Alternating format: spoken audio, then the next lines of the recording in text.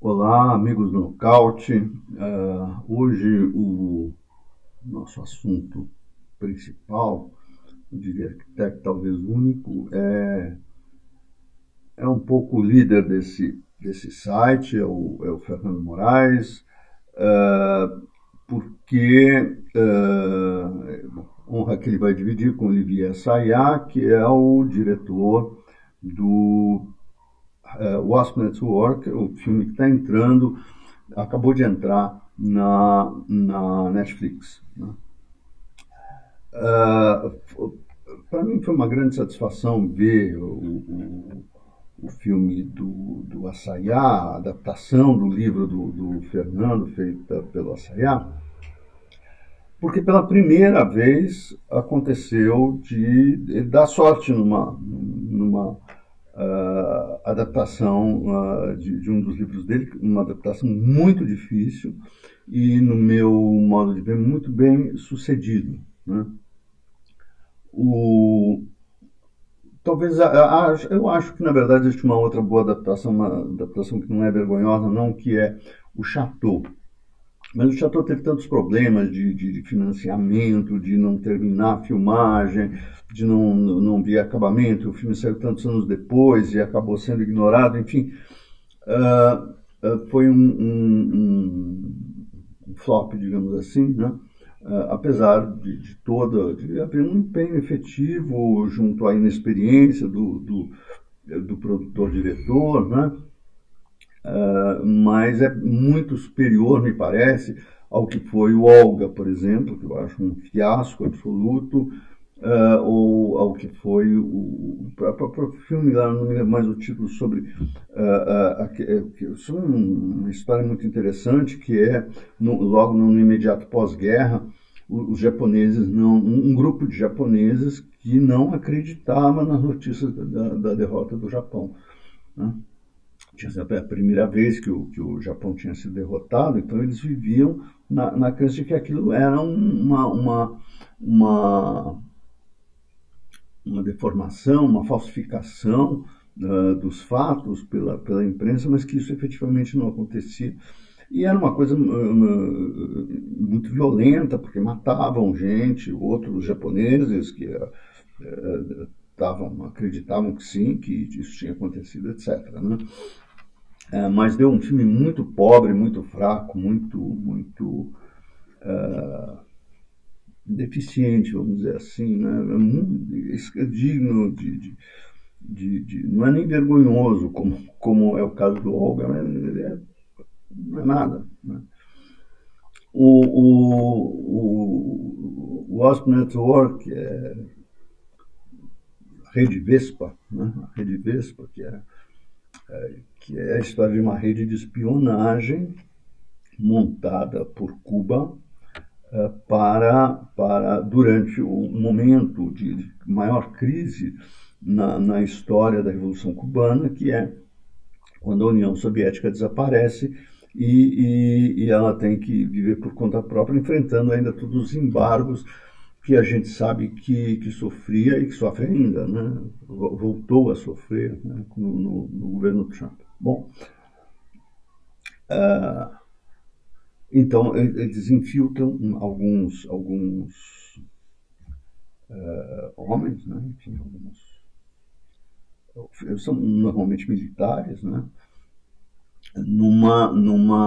Na Flórida para controlar a, a ação dos grupos anticastristas que são muito ativos naquele lugar. Eu não sei se hoje são tão ativos quanto eram, mas naquele momento em especial eles tinham muita esperança de derrubar o regime, porque o regime tinha ficado sem o seu principal apoio. Né? O filme mereceu, na véspera de hoje que eu estou gravando num domingo gelado aqui, mereceu um comentário do Mário Sérgio Conte, que é um excelente jornalista, um excelente comentarista, um homem extremamente inteligente e culto a respeito do filme. Né? Aliás, não sei porque o programa dele saiu da Globo News, que era um programa programa me interessava, era um programa de entrevista excelente que ele tinha na Globo News, mas enfim, isso é outro assunto. O fato é que ele começa com um comentário do Anthony Lane na New Yorker, né, que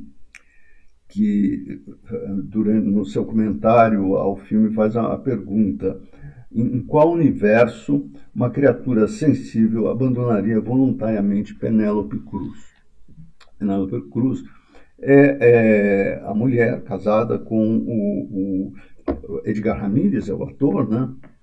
Mesmo que fez o Carlos, o primeiro que some, né? Ele vai, olha, tá bom, bom dia para dar um beijo nela, na filha, diz que vai lá, volta depois do serviço, né? Ele é aviador, volta depois do trabalho e tal, e desaparece, né? E ela vai viver vários anos acreditando que ele seja um gusano, um traidor, né? Bom, e com outros casos mais ou menos semelhantes, né, vai se montar essa rede, né? Essa pergunta que me intriga um pouco nessa pergunta feita pelo Anthony Lane é que ela remete a uma questão que o Hitchcock prezava muito, né, que é da verossimilhança, né? É claro que qualquer pessoa pode, eu não sei como é a nossa Penélope Cruz na vida real, né? Ela pode ser uma chata de galocha, inclusive, né? E ser muito abandonável, pode ser uma criatura maravilhosa também, isso não sei, né? Isso muda muito, né?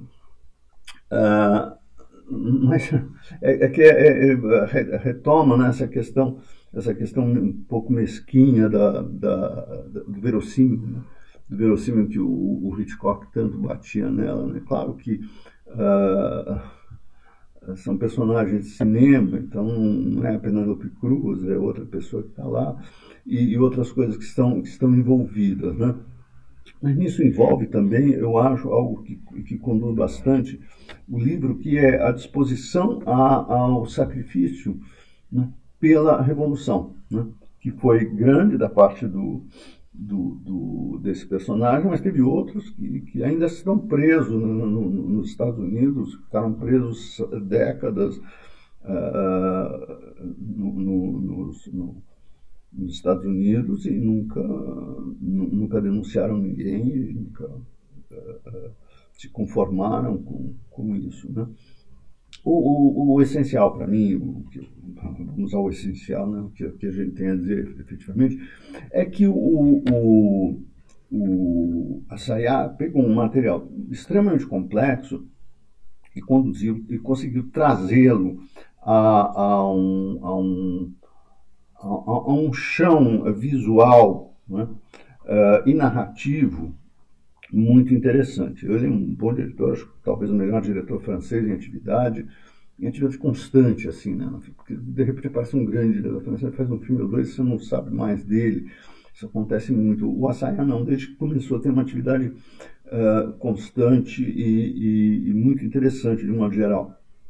Mas, enfim, o que eu queria dizer é que ele consegue fazer essa transposição, criar uma narração muito sólida, né, a qual me parece que o próprio Fernando reclama da falta de uma maior de um maior aprofundamento psicológico dos personagens, o que é normal desde que ele é o autor do original e conhece a coisa muito bem.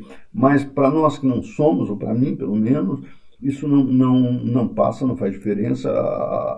O essencial da psicologia desses personagens está nos seus gestos, nos seus atos, nos seus movimentos, né? E isso é transposto de uma maneira bastante sólida, bastante clara pelo filme. Eu penso apenas que há um momento em que há uma ação do FBI contra essa rede com a qual o FBI trabalha, entendo, quer dizer, essa coisa da espionagem que está muito bem levada no filme, que é uma coisa complexa, que envolve vários lados, não é assim uma coisa tão simples quanto está a favor de um lado, de contra o outro. Em espionagem tem sempre mais de dois lados, né? Existe um envolvimento grande, isso é muito bem trabalhado no filme, porém existe um momento que a ação do FBI não poderia ter sido mais detalhada, né, para a gente saber exatamente por que eles realizam tais coisas, que eu não vou dizer, justamente porque elas conduzem digamos, a finalização do filme, né? Mas é um filme que entra há pouco, né? Entrou essa semana, 2 semanas, enfim, há pouco tempo no Netflix. É de longe a coisa mais interessante que eu vi que tenha entrado nesse streaming, né? E eu fico feliz que pela primeira vez eu vejo uma adaptação cinematográfica do livro de um livro do Fernando, à altura de um livro do Fernando, que é essencialmente o que ele gosta de fazer. Às vezes são biografias, mas quase sempre são reportagens, né? Ele é um repórter, ele é um jornalista vai muito atrás dos assuntos que ele trata, né? E os filmes acabam com muita frequência desfigurando isso, né? Enfim, acho que dessa vez as coisas deram certo, eu fico feliz por isso, mas independente, mesmo se não tivessem, não fosse ele o autor, fosse o outro, ou que eu estivesse falando para um site de outra pessoa, né? Eu falaria do filme com o mesmo entusiasmo, com a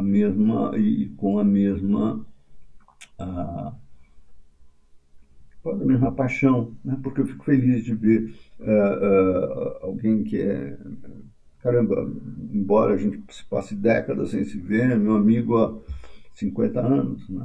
Não é pouca coisa, né? Nós nos conhecemos no Jornal da Tarde, onde ele foi meu chefe durante um certo momento, por sinal, na editoria de variedades, e que nós mantemos sempre uma relação muito boa, mantivemos sempre uma relação muito boa, muito cordial.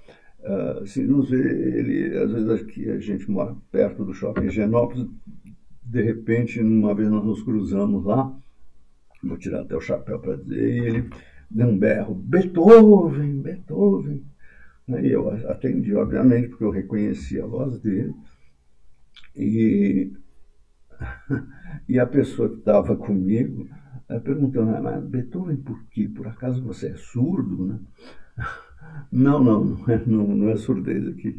Nesse tempo de Jornal da Tarde, eu tinha um cabelo enorme, que parecia meio encaracolado, assim, parecia com o do Beethoven, efetivamente, e o Murilo Felisberto, que era o nosso redator-chefe, ele era um melômano, adorava música, obviamente adorava Beethoven, e me deu esse apelido lá. Então,